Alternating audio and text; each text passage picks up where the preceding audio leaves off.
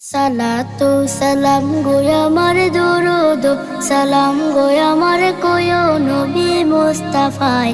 তোমরা যদি যাও গো মদিনায়, তোমরা যদি যাও গো মদিনায়, মদিনা শরীফের মাটি